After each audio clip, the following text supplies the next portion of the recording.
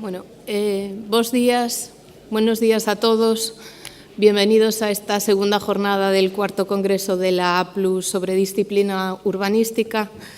Vamos a comenzar con la conferencia titulada La consolidación del principio de desarrollo territorial y urbano sostenible, a cargo de don Marcos Baquer.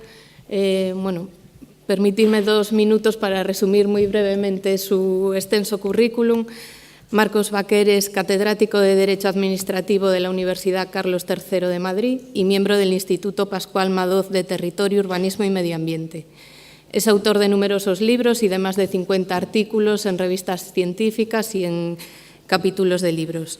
Desempeñó los cargos de subsecretario de Vivienda y presidente de la Entidad Pública Empresarial de Suelo, SEPES, en el periodo 2008-2010. Fue director general de Urbanismo y Política del Suelo del Ministerio de Vivienda entre 2004 y 2008 y miembro del Comité de Vivienda y Gestión del Suelo de la UNECENS en Naciones Unidas entre 2006 y 2008. Simplemente recordaros que podéis hacer preguntas a través de la aplicación y que al final leeremos aquellas o le haremos al ponente las más votadas. Gracias. Muchas gracias, buenos días. Supongo que hay alguien ahí, pero como me han puesto esta iluminación de rueda de interrogatorio, apenas veo nada. Permítanme que mis primeras palabras sean de felicitación y de agradecimiento a la Xunta de Galicia y a la Agencia de Protección de la Legalidad Urbanística de esta comunidad autónoma, de felicitación en primer lugar por haber organizado tan magníficamente un congreso y en segundo lugar de agradecimiento, por supuesto, por haberme invitado como ponente, pero además por haberlo hecho para desarrollar un tema que no me podía negar a exponer porque lo había publicado en un artículo hace 1 año o 2 exactamente con el mismo título de la ponencia y por tanto me han facilitado la labor que, como digo, no podía resistirme. El tema es el del principio o la consolidación del principio de desarrollo territorial y urbano sostenible en la última década en España, que, como digo, ya planteé en un artículo de la revista Derecho Urbanístico y he tenido ahora muy recientemente ocasión de desarrollarlo con alguna reflexión ulterior en una pequeña monografía que acabo de publicar, este es el minuto de publicidad, y que he titulado Derecho del Territorio. Pues bien, quizá la mejor forma de introducir la materia sea recordar algo que para muchos de ustedes, si no para todos, es bastante evidente, y es que en España, históricamente, hemos hecho siempre una aproximación que yo llamaría socioeconómica al problema de la ordenación de los usos del suelo. Así fue en origen ya, con la legislación de ensanche y de reforma interior en el siglo XIX, inspirada por un ánimo higienista, animada, de acuerdo con el pensamiento de Cerdá, por ejemplo, a tratar de resolver los problemas de insalubridad y de hacinamiento urbano, generar vivienda para la clase obrera, para la nueva población urbana, etcétera, etcétera. Por tanto, ya un problema de carácter socioeconómico, que yo diría que todavía más es el que preside la legislación del siglo XX, que va decantándose poco a poco en un debate pendular entre intervención en el mercado del suelo y liberalización del mercado del suelo, y por tanto siempre con una actitud o unas políticas públicas dirigidas, como digo, o a intervenir o a liberalizar el mercado del suelo. Así se observa claramente, con un sesgo, yo diría que claramente intervencionista en la Ley del Suelo del 56, después con una tímida liberalización o flexibilización de la ordenación y la intervención en el mercado del suelo en el 75, una nueva vuelta de tuerca intervencionista en el 90 y, por fin, una, me atrevería a decir que fallida, liberalización de los mercados del suelo en el 98. Una legislación, en suma, siempre presidida por un radical protagonismo de la ordenación y de la gestión del suelo urbanizable, que dejaba en la sombra o en la marginalidad tanto la ordenación y la gestión del suelo urbano como, sobre todo, del rural, hasta el punto que, como saben ustedes, ni siquiera lo llamábamos así, sino que lo llamábamos de forma residual suelo no urbanizable, es decir, caracterizábamos a todo el medio rural no tanto por su valor y por su utilidad, cuanto por aquello para lo que no servía, por su ausencia de aprovechamiento urbanístico. Así como digo, ha venido siendo hasta hace no muchos años, más bien muy pocos años, y sin embargo, en mi opinión, cada vez más el marco constitucional y europeo en el que nos movíamos nos invitaba a replantearnos la legislación territorial y urbanística sobre otras bases. En primer lugar, en mi opinión, así era con el marco constitucional. Como saben, la Constitución española se ocupa del tema del suelo en el artículo 47, a propósito del derecho de todos los españoles a disfrutar de una vivienda digna y adecuada. Y en una primera lectura podríamos decir que abunda la Constitución española, sigue abundando en la perspectiva socioeconómica a que me refería. Porque cuando nos habla del suelo, invita a los poderes públicos a regular la utilización del suelo de acuerdo con el interés general para impedir la especulación, y a continuación nos habla de que la comunidad participará en las plusvalías que genere la acción urbanística de los entes públicos. Por tanto, como digo, en una primera lectura, la Constitución volvía sobre las viejas obsesiones del legislador español: impedir la especulación y el reparto de plusvalías, temas, una vez más, como digo, socioeconómicos. Sin embargo, una segunda lectura del marco constitucional debería invitarnos ya a pensar en claves distintas, no tanto por lo que dice el artículo 47, cuanto por dónde se ubica el artículo 47. Si hacemos una interpretación sistemática de este precepto, veremos que se inserta dentro de lo que podríamos llamar el bloque ambiental de la Constitución. El 47 culmina un bloque constitucional iniciado con el artículo 45, que nos habla del medio ambiente en su sentido más amplio, en el apartado primero, que después lo desarrolla respecto del medio natural o de los recursos naturales en el 45.2, que es seguido del artículo 46, que integra o introduce el otro gran elemento del medio ambiente, el medio artificial, y concretamente el patrimonio histórico, cultural y artístico de los pueblos de España. Y por último culmina en el precepto que comentamos, el 47,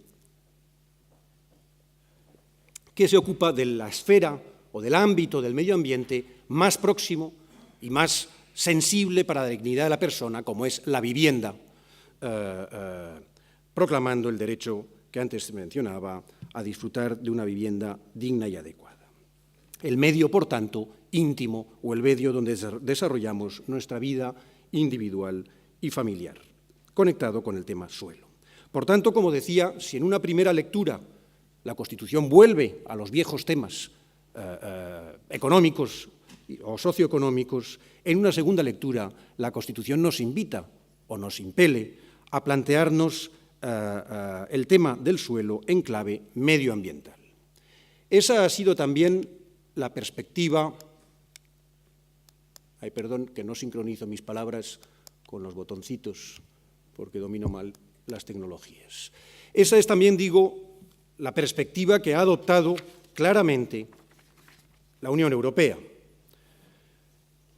Por ejemplo, la estrategia temática para el medio ambiente urbano, donde ya nos plantea los temas urbanos como temas medioambientales.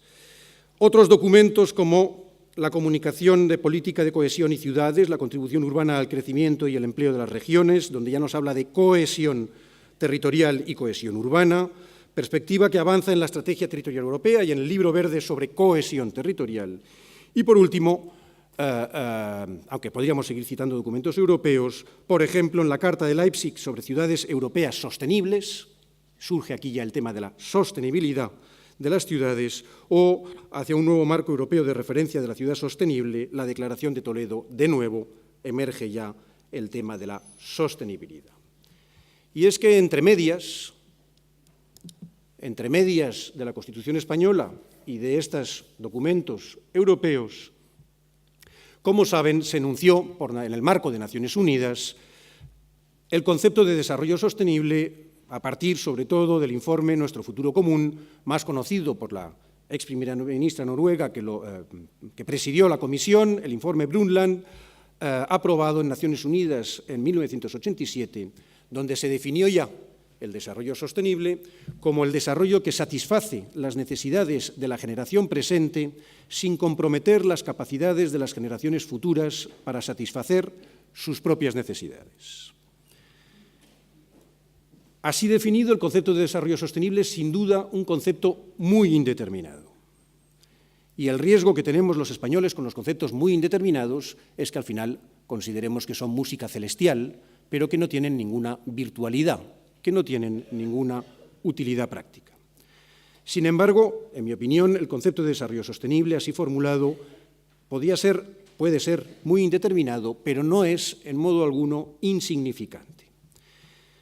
Tiene una significación orientadora o reorientadora de las políticas territoriales y de suelo, en el sentido, en primer lugar, de que exige un planteamiento integral, o, por decirlo en cursi, multidisciplinar, es decir, que obliga a ponderar entre los distintos intereses generales concernidos por la utilización del territorio y, en particular, del recurso suelo. Y, en segundo lugar, porque obliga el concepto de desarrollo sostenible a un planteamiento de largo plazo, obliga a considerar en el proceso de toma de decisiones las necesidades de las generaciones futuras. Y eso, como digo, es hablar del largo plazo. En cuanto a la integralidad, multidisciplinariedad o multidimensionalidad de la sostenibilidad, como saben ustedes bien, porque esto es notorio, suele hablarse al menos de tres dimensiones de la sostenibilidad: la ambiental, que implica la protección del paisaje y del medio ambiente, el impulso de la eficiencia energética, entre otros temas; la sostenibilidad social, que implica la cohesión social en el seno del medio y, en particular, del medio urbano; la sostenibilidad económica, que implica el uso racional y eficiente de los recursos, considerando ahora esos recursos no solo como recursos naturales, sino también como recursos económicos. Y a estas tres dimensiones básicas suelen añadírsele otras dos: la dimensión institucional, la exigencia de un buen gobierno y una buena administración en las políticas de territorio y de suelo, buen gobierno y buena administración que se basen en la transparencia y en la participación ciudadana en la toma de decisiones; y dimensión temporal, por último, el emplazamiento a que antes me refería, de mejorar la calidad de vida de los ciudadanos, no solo ahora, sino también en el futuro, a largo plazo.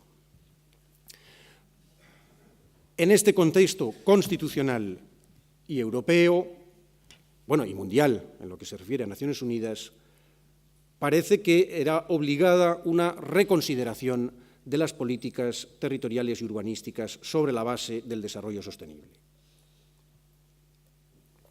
Y así empezó a hacerlo, yo diría que el legislador, en primer lugar, autonómico, haciendo de la necesidad virtud, cuando se produjo la conmoción en la fuerza de la sentencia 6197 de 20 de marzo del Tribunal Constitucional, que anuló más de la mitad del texto refundido del 92, obligando a las comunidades autónomas que no lo habían hecho, muchas de ellas habían recurrido a la ley estatal sin promulgar su propia legislación, les obligó a aprobar una primera generación de leyes autonómicas que ya fueron introduciendo el tema del desarrollo sostenible como principio inspirador de todo el cuerpo legal, al principio de forma implícita. Por ejemplo, la LOTAU de Castilla-La Mancha, la de Canarias o la de Extremadura todavía no hablaban de desarrollo sostenible, sino de desarrollo racional y equilibrado de las actividades en el territorio, o la Ley de Castilla y León del 99, que ya sí hablaba del desarrollo equilibrado y sostenible, la Ley de Madrid de 2001, la Ley de Cataluña, etcétera, etcétera, las leyes del 2002, por ejemplo, también la de Ordenación Urbanística y Protección del Medio Rural de Galicia, 9-2002, de 30 de diciembre, entre otras varias. A partir de estas primeras expresiones del principio de desarrollo territorial y urbano sostenible, este principio pasó a ser proclamado en la Ley de Suelo de 2007, la Ley 8/2007 de suelo, en el artículo 2, que prácticamente ha quedado hoy recogido en el artículo 3 del actual texto refundido de la Ley de Suelo y Rehabilitación Urbana, el texto refundido de 2015. El nuevo artículo 3 del texto refundido, como digo, proclama el principio de desarrollo sostenible en su artículo 3.1, cuando afirma que las políticas públicas relativas a la regulación, ordenación, ocupación, transformación y uso del suelo tienen como fin común la utilización de este recurso conforme al interés general y según el principio de desarrollo sostenible. En mi opinión, aquí era novedoso no solo la afirmación del principio, sino también el hecho de que la ley de suelo, la ley estatal, apela no solo al legislador urbanístico, sino a todas las políticas públicas relativas a la regulación, ordenación, ocupación, transformación y uso del suelo. Y, por tanto, trataba de configurar un marco principal y básico común, como digo, no solo al urbanismo, sino también a todas las políticas con impacto territorial y que ocupan el suelo. Por tanto, también legislación y políticas de espacios naturales, legislación y políticas de paisaje, legislación y políticas de infraestructuras o legislación y políticas de vivienda. A partir de ahí, el apartado 2 del precepto desgrana las dimensiones a que antes me refería del desarrollo sostenible, implicando la economía, la cohesión social y la protección del medio ambiente, y enunciaba ya algunas de sus consecuencias.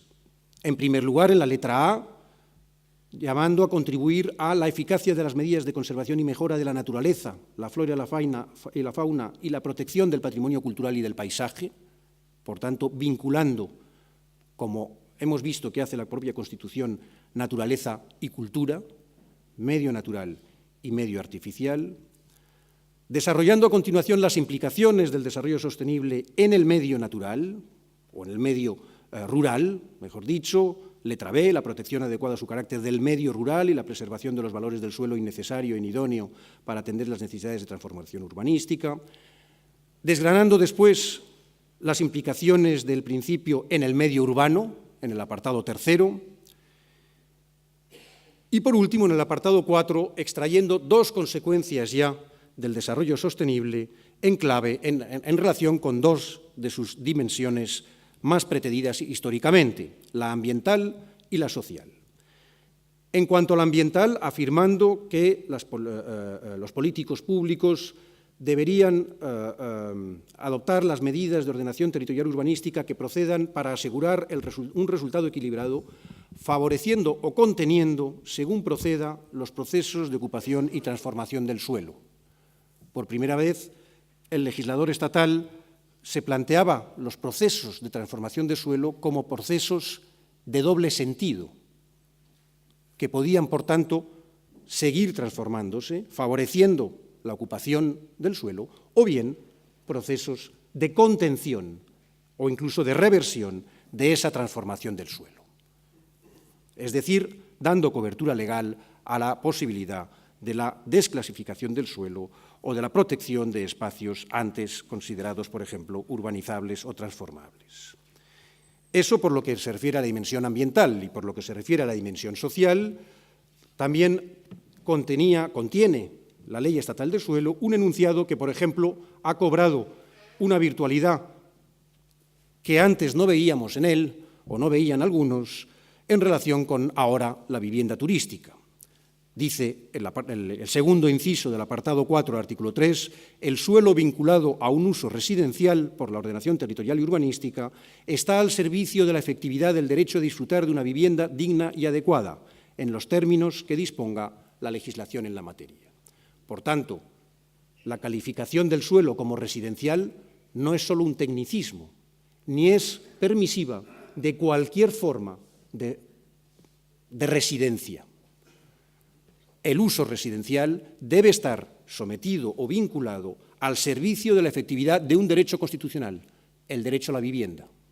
Y, por tanto, debe darse prioridad a ese uso, al uso de habitación o de vivienda habitual sobre cualquier otro uso residencial que pueda tener el suelo.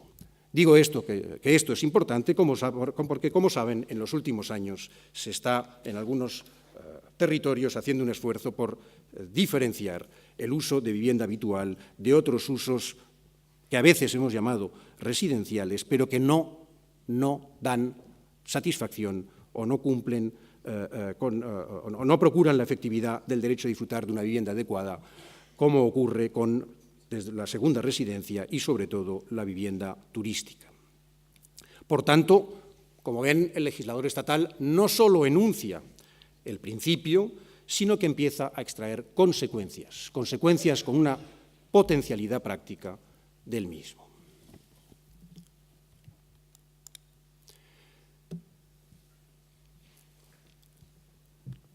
Quizá no haya aquí, o supongo que habrá aquí, no juristas, empezando por mi compañera de mesa, quizá convenga, antes de seguir avanzando en desgranar los contenidos y la eficacia del principio de desarrollo territorial y urbano sostenible, hacer una breve referencia a la naturaleza de este principio. Sobre todo para tratar de extraer alguna consecuencia o alguna conclusión sobre su eficacia. Antes decía, tendemos los latinos a pensar que solo son normas las reglas, solo tienen carácter imperativo, solo vinculan las reglas, y que los principios pues, son esos cantos a Cartagena o brindis al sol que pone el legislador por razones estéticas, antes que normativas, en el encabezamiento de las leyes. Es cierto que, en buena técnica jurídica, hay que distinguir entre principios y reglas, porque son dos tipos o dos especies, pero ambas de un género común. Ambas son normas, tanto los principios como las reglas son normas. Normas que se diferencian desde su mismo enunciado. Los principios normalmente se enuncian con un concepto. Las reglas normalmente se enuncian con una oración del tipo si, supuesto de hecho, entonces consecuencia jurídica. Quien haga esto o si haces esto, entonces te ocurrirá esto otro. Ese es el ejemplo paradigmático de una regla, mientras que el principio, como digo, suele expresarse con un concepto, legalidad, seguridad jurídica y retroactividad, y ahora más modernamente, desarrollo sostenible o, el que nos trae a todos el dolor de cabeza, estabilidad presupuestaria. Esos son principios, se enuncian como conceptos y, por tanto, se caracterizan por una mayor abstracción y generalidad. No contemplan o no contienen un supuesto de hecho particular ni una consecuencia jurídica para este supuesto de hecho. Son, por tanto, más abstractos y más generales. La mayoría de ellos, y desde luego el principio de desarrollo territorial y urbano sostenible, encajan en la caracterización que hizo un jurista alemán, Alexi, como mandatos de optimización. Esos conceptos normalmente expresan un bien jurídico que puede realizarse o satisfacerse en distintos grados. La seguridad jurídica, que requiere certidumbre y claridad del derecho, puede conseguirse en distintos grados. Incluso la legalidad puede alcanzarse en distintos grados. El desarrollo territorial y sostenible es también susceptible de graduarse. Dice Robert Alexi que los principios, las reglas son razones definitivas y, por tanto, su interpretación se realiza a través de un juicio de mera subsunción. Si yo tengo una situación, un supuesto de hecho, lo subsumo en el de la regla y, si coinciden, le aplico la consecuencia jurídica. Mientras que los principios, como se expresan como un bien jurídico abstracto, no son susceptibles de subsunción, sino que se interpretan a través de un juicio de ponderación. Es un bien de interés general, un bien jurídico de interés general, que, como digo, es graduable y, por tanto, hay que ponderar con otros para alcanzar un equilibrio, lo que los economistas llaman un óptimo, un óptimo en la solución jurídica aplicable en cada caso. Pero eso no quiere decir que no sean aplicables o que no surtan efectos jurídicos. En primer lugar, inspiran la interpretación y aplicación de las reglas. Es decir, una vez enunciado un principio, muta el significado de todas las reglas que siguen en el orden, a continuación en la disposición general de que se trata, que hay que interpretar y aplicar de conformidad con el principio. Primera virtualidad, por tanto, de los principios, como fuente de inspiración en la interpretación de las reglas. Y segunda virtualidad, en defecto de regla, integran el ordenamiento jurídico y, por tanto, son también directamente aplicables. De hecho, los principios se pusieron de moda hace ya más de un siglo para tratar de superar el llamado positivismo formalista y tuvieron dos épocas. La primera, en la que los jueces, sobre todo, alumbraban principios generales del derecho como una fuente autónoma para tratar de integrar, como digo, el ordenamiento jurídico y poderlos aplicar sin tener que estar vinculados o sujetos solo por las reglas y por ese positivismo formalista que antes imperaba. Pero a partir de ahí, en un segundo momento, los principios los adopta el propio legislador. Y entonces empezamos a tener, como ocurre ahora con el desarrollo territorial y urbano sostenible, ya no principios generales del derecho, sino principios normativos, principios constitucionales y principios legales que integran, como decía, el ordenamiento jurídico y, por tanto, llegan allí donde no pueden llegar las reglas, y eso en un estado como el actual, un estado social cada vez más complejo, que tiene que atender a una mayor complejidad socioeconómica, es muy importante porque es imposible resolver todos los problemas mediante reglas. Es imposible que el legislador prevea todos los supuestos de hecho que caben o que pueden ocurrir. Lo que sí puede es prever algunos supuestos de hecho basándose en su experiencia, dictar algunas reglas y a partir de ahí, hasta donde no llegan esas reglas, enunciar principios que serán los que se apliquen en defecto de regla. Y en segundo lugar, los principios sirven como un parámetro de control de la discrecionalidad administrativa.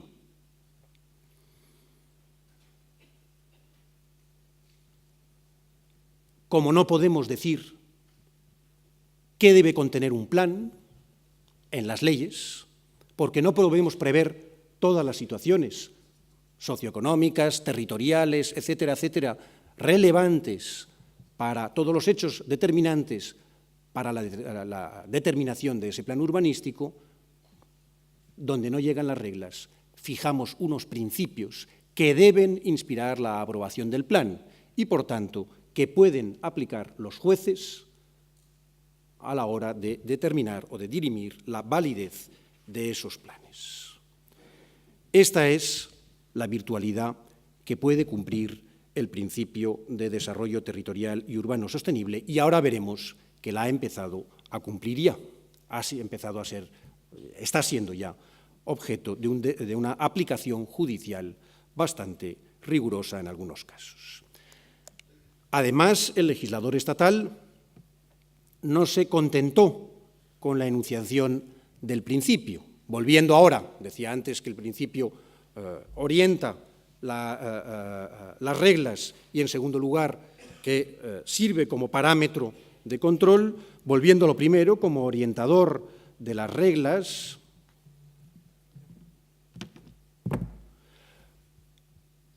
el propio legislador estatal dictó un conjunto de reglas básicas que no voy aquí a desgranar, de desarrollo del principio de desarrollo territorial y urbano sostenible, que son bien conocidas ya, que siguen rigiendo, aunque la mayoría fueron aprobadas en la ley del 2008, del 2007, como, por ejemplo, los nuevos criterios para la clasificación del suelo y para la distinción entre el suelo urbanizable y el no urbanizable, la exigencia de que las nuevas urbanizaciones justificasen su sostenibilidad tanto ambiental como económica, mediante mapas de riesgos naturales, mediante los informes preceptivos y determinantes en materia de aguas, costas y carreteras, o exigiendo que la evaluación del impacto de las actuaciones urbanísticas sobre todas las haciendas públicas afectadas, exigiendo también la revisión del planeamiento en las actuaciones urbanizadoras de mayor impacto, prohibiendo descatalogar terrenos de la Red Natura 2000 o de espacios naturales protegidos si no era por causa de su evolución natural científicamente acreditada, establece una reserva mínima para vivienda protegida, pasando aquí ya de la sostenibilidad ambiental a la social, regulando las actuaciones sobre el medio urbano y, por tanto, fomentando la rehabilitación, reurbanización y dotación de las ciudades ya existentes, etcétera, etcétera, etcétera. Con estos desarrollos, el principio de desarrollo territorial y urbano sostenible no solo ha quedado enunciado en la ley, sino que además después fue ponderado o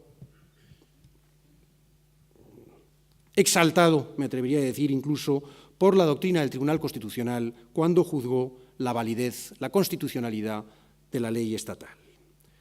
Dijo la sentencia 141/2014 que el nuevo artículo 3 del texto refundido de la Ley de Suelo y Rehabilitación Urbana cumple, dijo literalmente el Tribunal Constitucional, una función esencial en la construcción del sistema jurídico de ordenación del territorio y de la utilización del suelo. Y en particular, por lo que se refería a los criterios básicos de utilización del suelo, entonces contenía en el artículo 10, ahora creo que en el 20 del texto refundido, dijo el Tribunal Constitucional, nos encontramos aquí con una concreción en materia de urbanismo del criterio de utilización racional de los recursos naturales acorde con el artículo 45 de la Constitución. Aquí se ve cómo el Tribunal Constitucional hace suyo la idea que antes trasladaba del bloque ambiental y vincula el tema suelo del 47 con el 45, la utilización racional de los recursos naturales, que conecta, sigue diciendo el Tribunal Constitucional, igualmente con las modernas e innovadoras ideas de sostenibilidad ambiental del desarrollo territorial urbano que el legislador estatal ha recogido en la ley. De esta forma, el legislador estatal introduce en nuestro ordenamiento jurídico las nuevas tendencias en la concepción medioambiental del suelo y del urbanismo sostenible. Una vez confirmada la validez de esta nueva aproximación del legislador estatal, en clave ambiental y a partir del principio de desarrollo territorial y urbano sostenible, el Tribunal Supremo también ha tomado pie en el principio para dictar jurisprudencia. Ahí les pongo los casos de 1, 2, 3, 4, 5, 6, 7 sentencias del Tribunal Supremo, que empezó ya en la sentencia 19 de noviembre de 2010, enfatizando la perspectiva medioambiental en la nueva legislación del suelo, y que después ha desgranado el Tribunal Supremo sacando conclusiones o consecuencias prácticas del principio, y a veces ya no de las reglas, sino del propio principio, metiendo en su alambique el principio, o utilizando como alambique para destilar la solución jurídica en el caso concreto, tanto respecto del suelo urbano como respecto del suelo rural. Por lo que hace al suelo urbano, por ejemplo, las sentencias de 30 de septiembre de 2011 y de 29 del 3 del 2012, se plantea el caso de las zonas verdes urbanas. En uno de estos casos, concretamente, si no recuerdo mal, era un plan que se había modificado para pegarle un mordisco, si me permiten el tecnicismo, a una zona verde urbana para hacer un equipamiento, si no recuerdo mal, o una biblioteca, una comisaría de policía, o algo así, que se necesitaba por razones de interés general y se decide ubicarlo quitando un trozo a un parque urbano. Y el Tribunal Supremo lo anula. Anula ese ejercicio de la discrecionalidad del planeamiento por falta de motivación, porque dice que, aunque estemos en el medio urbano, las zonas verdes son uno de los elementos más frágiles de ese medio urbano, son medio ambiente y, por tanto, había que resolver el problema del caso utilizando un principio del derecho medioambiental. Por tanto, el Tribunal Supremo se acoge a un principio del derecho medioambiental, el principio de no regresión, para exigir al planificador que justificase por qué en todo el suelo urbano de la ciudad no tenía ningún solar vacante, no había otro emplazamiento posible para ese equipamiento más que la zona verde. Y como eso no lo había motivado el planificador, el Tribunal Supremo confirma la sentencia anulatoria del plan. Esto por lo que hace al suelo urbano. Por lo que hace al suelo rural, las sentencias de 27 de mayo, de 17 de junio, de 18 de junio o de 9 de diciembre de 2015 son otros tantos ejemplos de anulaciones de planes urbanísticos, por ejemplo, por falta de motivación de la clasificación de suelo urbanizable. En alguna de estas sentencias, por ejemplo, el Tribunal Supremo razona diciendo: se está queriendo modificar un plan general cuando está iniciándose el procedimiento de revisión del plan. Y pese a que está iniciándose el procedimiento de revisión del plan, se promueve una modificación para clasificar suelo para varios millares más de viviendas, siendo así que el plan vigente lleva 20 años en vigor y todavía le quedan miles de las viviendas cuyo suelo se había clasificado por ejecutar. Luego, habiendo holgura sobrada de suelo urbanizable y estando en revisión el plan general, no está justificada la modificación querida o pretendida del plan general y, por tanto, es anulada por la sentencia. Como ven, 7, 8 casos ya que llegan al Tribunal Supremo, se podrían poner docenas de tribunales superiores de justicia. He puesto solo estos para mostrar que esto es ya una línea jurisprudencial reiterada y consolidada. Dentro del tema del desarrollo territorial y urbano sostenible, yo diría que el principio ha alentado una especie de nuevo paradigma o nuevo mantra, que es el de la rehabilitación edificatoria y la renovación y regeneración urbanas. Decía antes que históricamente nos hemos ocupado poco de la gestión del suelo urbano y menos aún del suelo rural.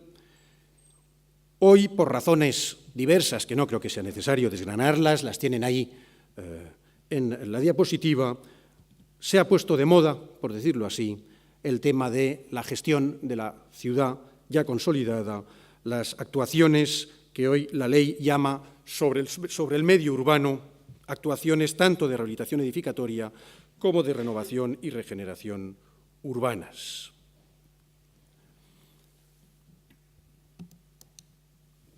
Y para fomentarlas, nuestro ordenamiento jurídico se ha valido de los instrumentos clásicos, ha abierto su caja de herramientas y ha acudido a las técnicas o las formas de actividad administrativa clásicas de, primero, adopción de regulación normativa, sobre todo normativa técnica; en segundo lugar, técnicas de intervención administrativa, policía edificatoria; y en tercer lugar, al fomento económico.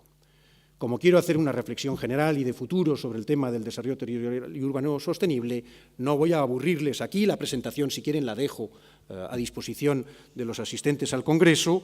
No voy a aburrirles desgranando las medidas adoptadas en estos años en favor de la rehabilitación y la regeneración y renovación urbanas, pero sí podemos repasarlo muy sucintamente, porque, en mi opinión, y quizá aquí se me ve la patología de que soy un jurista teórico y me excito con estas cosas,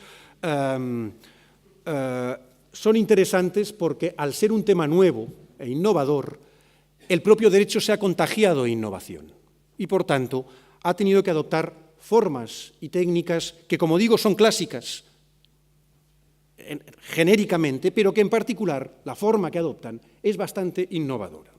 En primer lugar, en la regulación, en materia de edificación, como saben, a partir del 2006 se aprobó el Código Técnico de la Edificación, estableciendo nuevos estándares, por ejemplo, en el documento básico de ahorro de energía, pero también cambiando la aproximación regulatoria a esta materia, en la medida que el Código Técnico no exigía determinadas tecnologías o determinadas técnicas, sino que establecía exigencias de resultado a la edificación, por ejemplo, valores máximos de demanda energética o de transmitancia térmica de muros, cubiertas o suelos, o de permeabilidad al aire en los huecos, etcétera, etcétera, pero sin determinar la solución técnica. Era una regulación de resultados que permitía mutabilidad o variabilidad en las soluciones técnicas que se irían aprobando mediante los llamados documentos reconocidos. Después, y en esto no innovamos nosotros, sino que lo hizo la Unión Europea, regulamos también para introducir la certificación y la etiqueta de eficiencia energética de los edificios. Por tanto, de la regulación técnica pasamos a una regulación ya con un aliento más social que trataba de introducir una nueva cultura en relación con la eficiencia energética de los edificios y una nueva visibilidad para los operadores económicos y para los usuarios de la vivienda de esta eficiencia energética.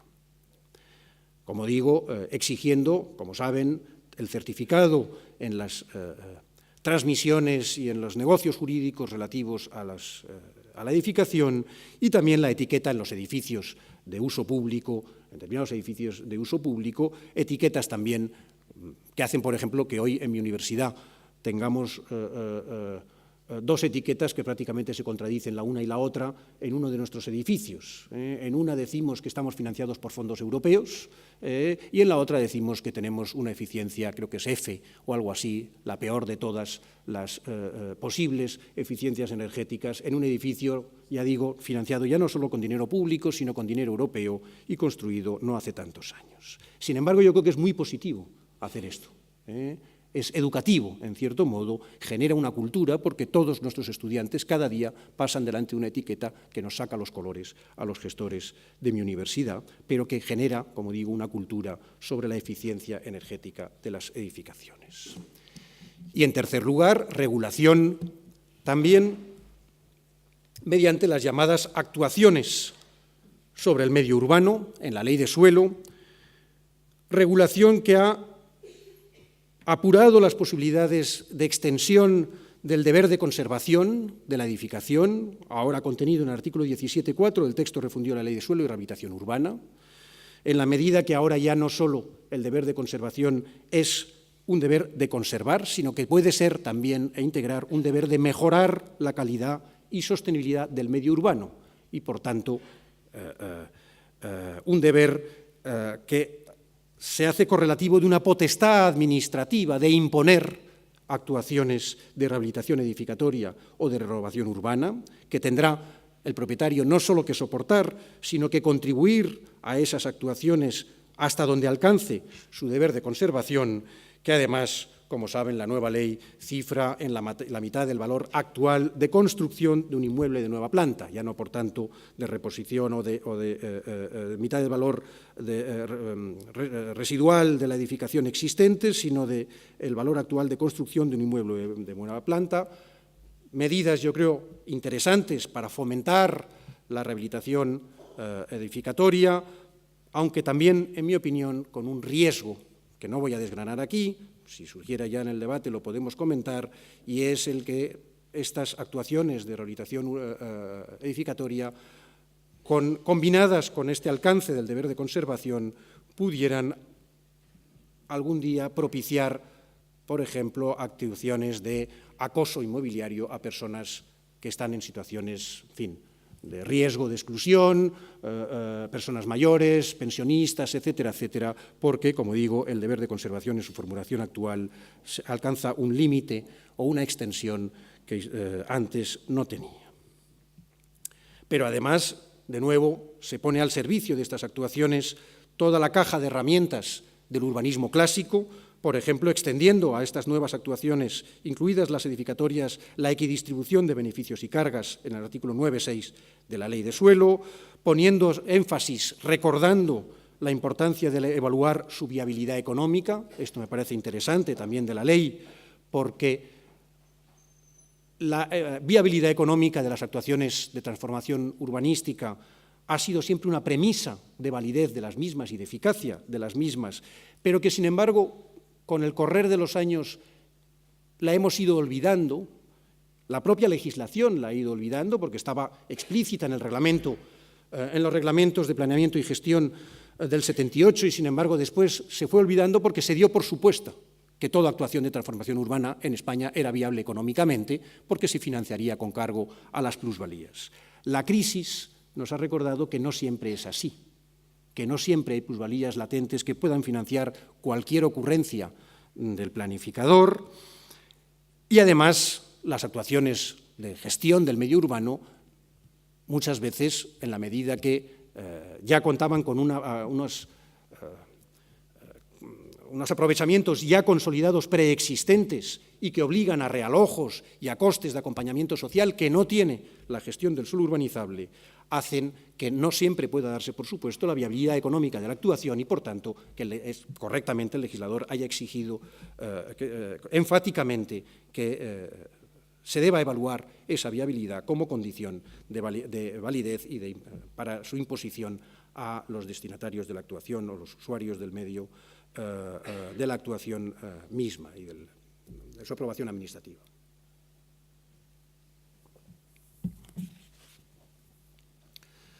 Pero no solo al servicio de la rehabilitación y la renovación urbana hemos adoptado medidas regulatorias, también hemos establecido lo que la ley estatal llama el informe de evaluación de los edificios, lo que algunas comunidades autónomas, la mayoría ya habían implantado como el ITE, la inspección técnica de los edificios, una técnica de nuevo aquí innovadora en la medida que refleja también los tiempos que vivimos, en los que la policía administrativa ya no consiste en la inspección administrativa, sino en la vigilancia privada bajo supervisión pública. Es decir, la exigencia de los propios operadores económicos de autoevaluar a través de técnicos competentes su actuación y la Administración, por tanto, se retrae a un segundo plano y en lugar de mandar inspectores, lo que hace es esperar los informes de evaluación y someter esa vigilancia privada a una supervisión administrativa. Esto lo estamos haciendo no solo aquí, lo estamos haciendo, como bien saben, no solo en edificación, se está haciendo en materia de vehículos, pero se está haciendo en materia de seguridad industrial, se está haciendo en materia de prevención de blanqueo de capitales, que es un caso paradigmático y evidente, donde en lugar de estar la Administración vigilando, ha mandado a los abogados, a los notarios, a los joyeros y a los agentes inmobiliarios a vigilar a los presuntos blanqueadores y a informar a la Administración que se retrae, como digo, a un segundo plano de supervisión del sistema de vigilancia privada. La tercera y última pata de instrumentos puestos al servicio de la rehabilitación edificatoria y la regeneración y renovación urbana es el fomento económico, hoy plasmado en el nuevo Real Decreto 106/2018, de 9 de marzo, del Plan de Vivienda para el 2018-2021, que contiene de sus diversos programas 3 en materia o conectados con esta materia. El quinto, el Programa de Fomento de Mejora de la Eficiencia Energética y la Sostenibilidad en Viviendas. El sexto, Programa de Fomento de la Conservación, de la Mejora de Seguridad de Utilización y de la Accesibilidad en Viviendas. Y el séptimo, Programa de Fomento de la Regeneración y Renovación Urbana y Rural. Este es el único programa, digámoslo así, de carácter integral y sistemático, por tanto, el de mayor interés o el único de interés para los urbanistas. El Programa de Fomento de la Regeneración y Renovación Urbana y Rural. Este es, como digo, el único que actúa de forma integral o sistemática para áreas residenciales, financia la intervención en áreas residenciales que tengan al menos el 70% de su edificabilidad sobre rasante de uso residencial. Es un programa abierto o integral en el sentido de que la subvención prevista incluye no solo las obras de urbanización, de reurbanización, de instalaciones o de conservación y rehabilitación de la edificación, sino que también el Estado, a través de este programa, va a financiar gastos de realojo, de acompañamiento social, de gestión, de información o de redacción de proyectos y dirección de obras. La mayor restricción que yo le veo al programa, además de la cuantía de las subvenciones, es el que prevé el nuevo Real Decreto que el plazo máximo de ejecución de estas actuaciones es de 5 años desde la firma de la subvención. En fin, muchos de ustedes estarán más familiarizados con las actuaciones de renovación urbana que yo, pero ojalá que todas se puedan ejecutar y culminar su ejecución en el plazo de 5 años desde la firma de la financiación. Es muy probable que eso se frustre en algunos casos. Y aunque no lo prevé expresamente el Real Decreto, la consecuencia jurídica que puede llevar esta limitación temporal es la obligación de restitución de la subvención. Y si así fuera, puede tener el gestor de la actuación financiada con cargo a este programa serios problemas. Por tanto, eso podría ser, en fin, una restricción problemática. Termino ya con una reflexión final y de futuro. ¿Estamos en tiempo para...? Sí.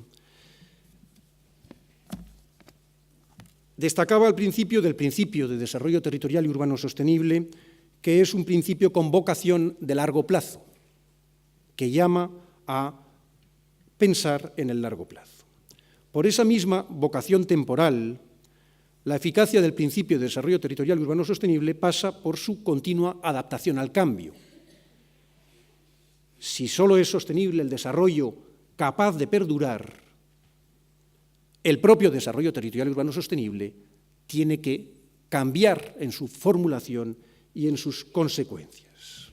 Dicho de otro modo, si queremos que siga siendo fértil este principio, que hemos visto ya, que no solo ha sido enfatizado por el Tribunal Constitucional, sino que ha sido aplicado, incluso a veces con dureza, por el Tribunal Supremo, si queremos, digo, que siga siendo fértil y que siga dando frutos, no podemos dejar de cultivarlo y de abonarlo con nuevas ideas. Uno nunca puede quedarse, digamos, satisfecho diciendo, pues ya está, ya hemos enunciado el principio, ya hemos extraído un conjunto de reglas básicas, ya está. No, nunca está. Nunca está acabado este principio, nunca se termina de formular ni de extraer consecuencias de él. Y pongo 3 ejemplos. En primer lugar, por lo que se refiere a la sostenibilidad social. Al servicio del desarrollo territorial urbano sostenible desde la perspectiva social, el legislador implantó, primero el autonómico y después, con carácter básico, el estatal, una reserva de suelo para vivienda protegida, cifrada ahora en el urbanizable como mínimo en el 30%. Pero después hemos innovado y hemos introducido primero la calificación del suelo y después también, en algunas comunidades autónomas, reservas de suelo para la llamada vivienda dotacional, es decir, utilizando no suelo con aprovechamiento lucrativo, sino suelo dotacional. Hoy en día, los planes de vivienda, de los 2 o 3 últimos planes de vivienda, están dejando de financiar, al menos los estatales y la mayoría de autonómicos también, las compras de suelo para vivienda protegida, la promoción de vivienda protegida en venta. ¿No tendríamos que hacer una reflexión de nuevo para resintonizar políticas de suelo y de vivienda? Si no se va a financiar a los promotores privados, o se les va a financiar muy escasamente, la promoción, la compra del suelo o la promoción de vivienda en venta, ¿tiene sentido mantener los estándares históricos ideados en otros tiempos de suelo para vivienda protegida? ¿Tiene sentido la dualidad, vivienda protegida sobre suelo lucrativo, vivienda dotacional?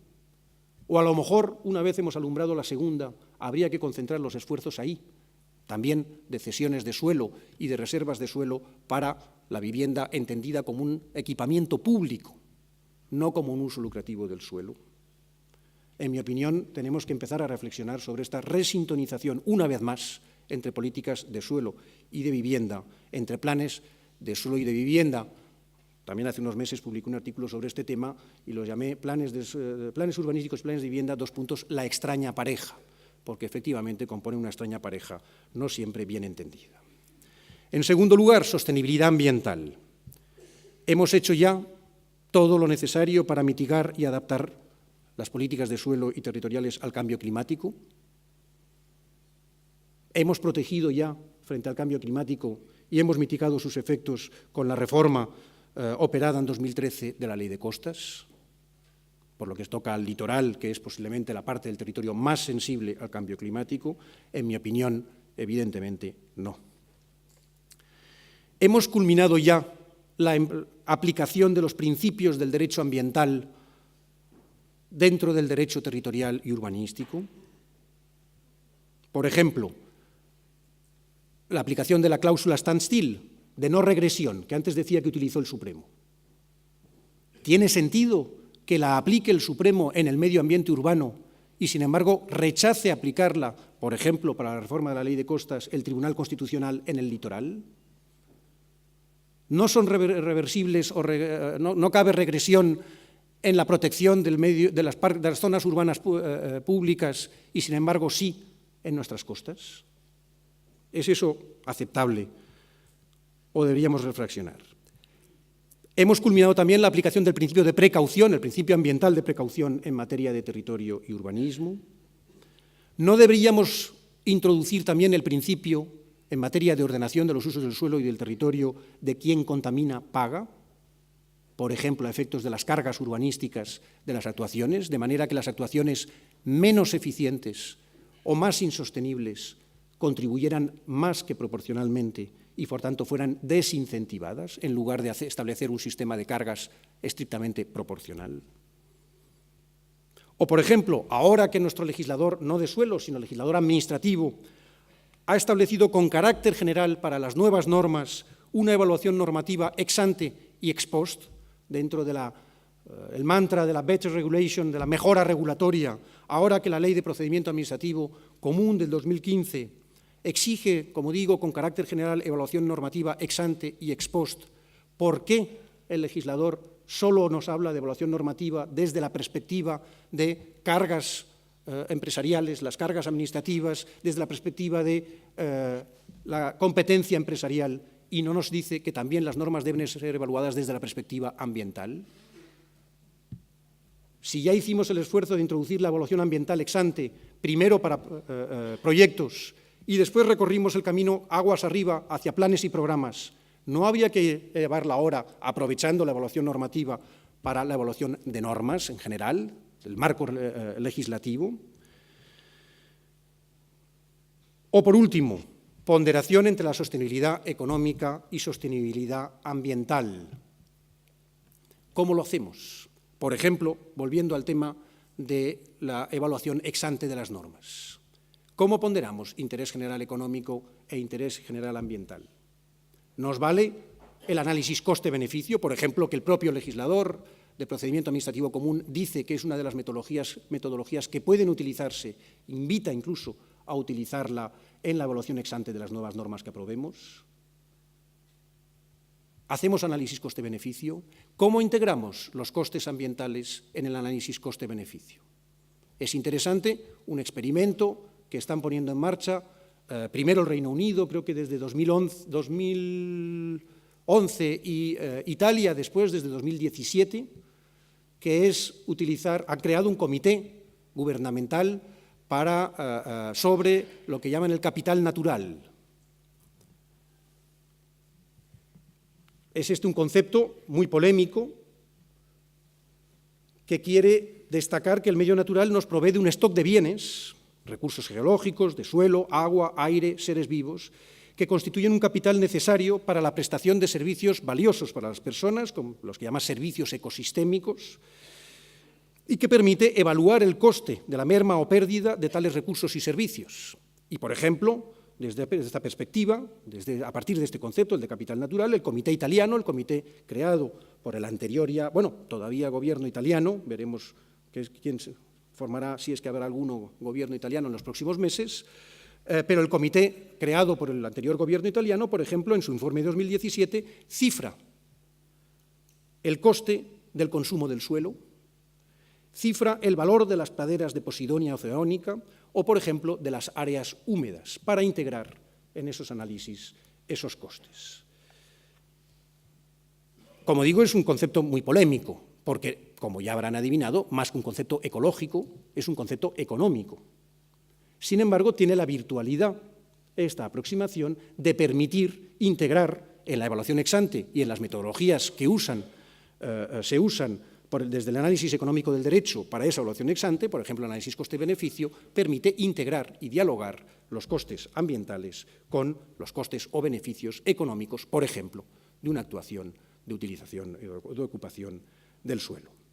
En fin, una novedad implantada, como digo, en 2 países, que se está ensayando en 2 países de nuestro entorno, que podría ser interesante, aunque también podría plantear dificultades, y que traigo aquí simplemente como un ejemplo de que nunca acabará de estar construido el principio de desarrollo territorial urbano sostenible, sino que es él en sí mismo, para ser sostenible, tiene que mutar y evolucionar de manera sostenida. Muchas gracias.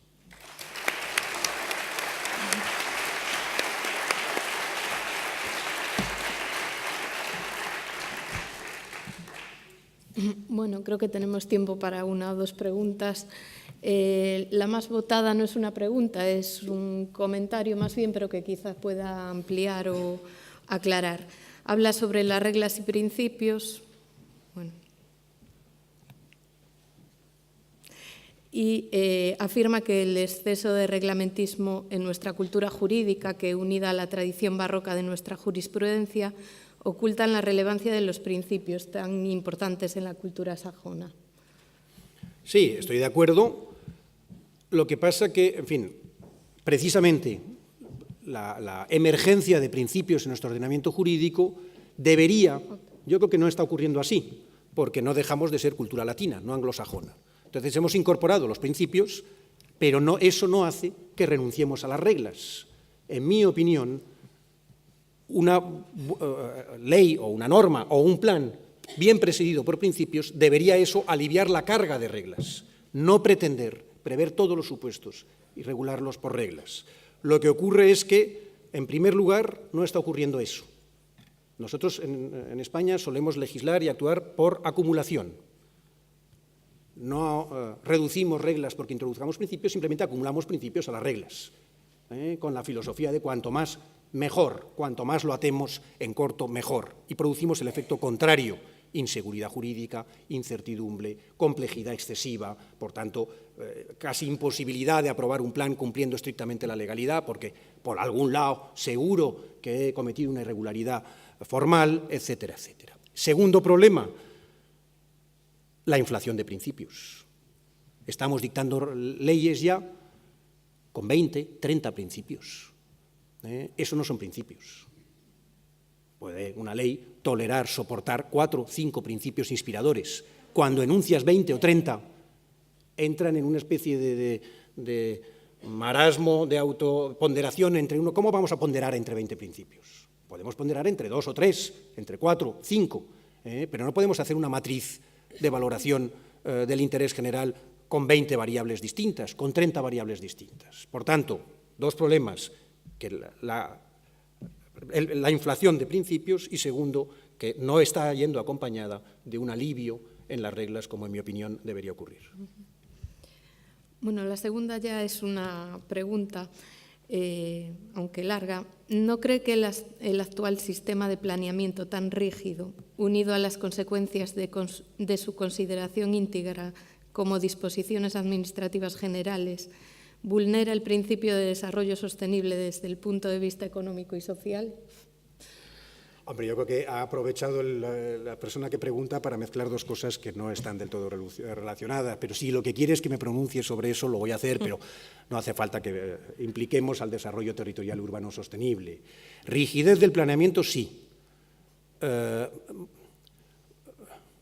Más que rigidez, esclerosis. Bueno, que produce rigidez, pero quiero decir, y eso lo tengo publicado también, es decir, no es que esté improvisando, lo he criticado. Yo, por supuesto, soy un defensor de la cultura de planeamiento. Frente a quienes defienden funcionar o gestionar con proyectos urbanos o con no sé qué, yo sí creo en la cultura de planeamiento, pero creo que nos hemos excedido en contenidos de los planes.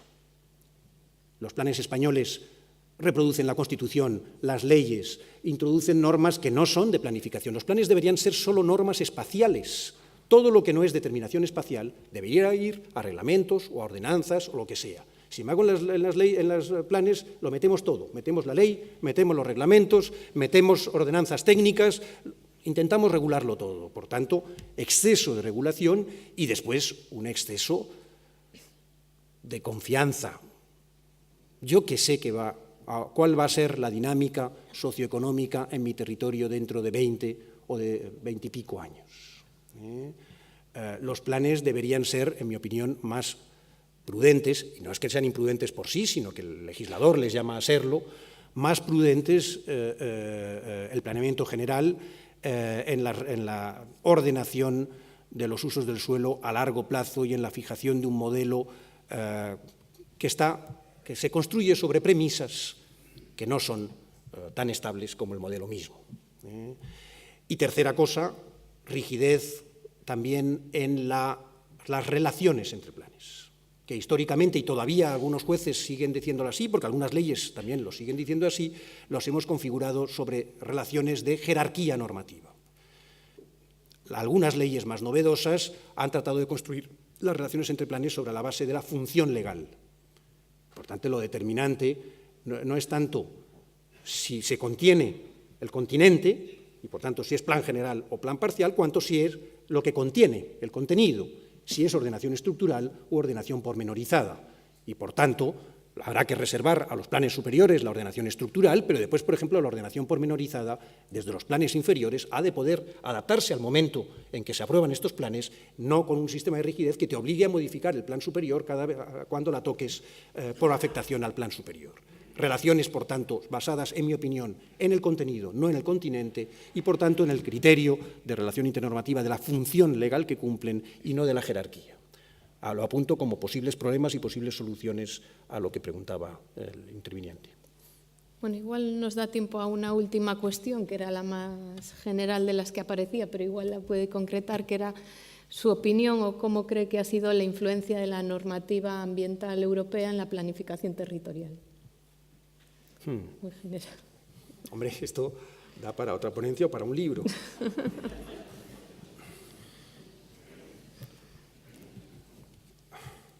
Vamos a ver. Positiva, porque como he apuntado en algún momento, y es manifiesto, por ejemplo, con la evaluación ambiental, es la Unión Europea la que nos ha empujado a considerar de manera fuerte el interés general ambiental en la ordenación de los usos del suelo. Históricamente, el propio legislador postergaba los intereses generales ambientales ante los económicos. Hay un ejemplo manifiesto, la Ley del Suelo del 98, por ejemplo, solo invoca el título competencial sobre medio ambiente a propósito de los usos del suelo no urbanizable de especial protección. Es decir, solo las reservas SIUCS eran medio ambiente. Todo lo demás lo legislaba al calor de las bases de la ordenación de la economía. Eso ya era una declaración de intenciones, que afortunadamente ya ha pasado a la historia. Por tanto, la introducción del tema medio ambiente en el urbanismo o la consideración del urbanismo como una rama del derecho ambiental, que nos la ha traído Europa, es positiva. La técnica de la evaluación ambiental, no sé si no la hemos implantado o no la hemos sabido traducir bien, y plantea un problema que dijo ya, creo que fue Martín Mateo, en sus orígenes, y era cómo que debe evaluar ambientalmente el órgano ambiental el plan urbanístico o el plan territorial. ¿Es que no todo el plan territorial urbanístico es un plan ambiental y de principio a fin su órgano promotor debería ser órgano ambiental?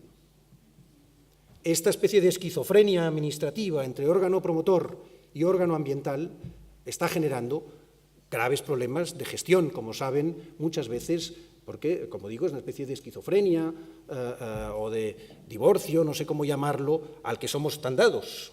Antes lo comentaba con mi compañera en la mesa, entre espacios naturales y espacios culturales, o entre urbanismo y medio ambiente. Si el urbanismo es una rama del derecho ambiental, entonces es difícil de entender que el órgano promotor se siga entendiendo como una especie de órgano socioeconómico y el interés general medioambiental lo tenga que ver un tercero desde fuera. Y eso yo creo que está todavía hoy planteando problemas muchas veces en la evaluación ambiental tal y como la estamos practicando en España. Bueno, muchas gracias. Yo creo que ya es hora. Creo que tenemos un descanso ahora. Muchas gracias.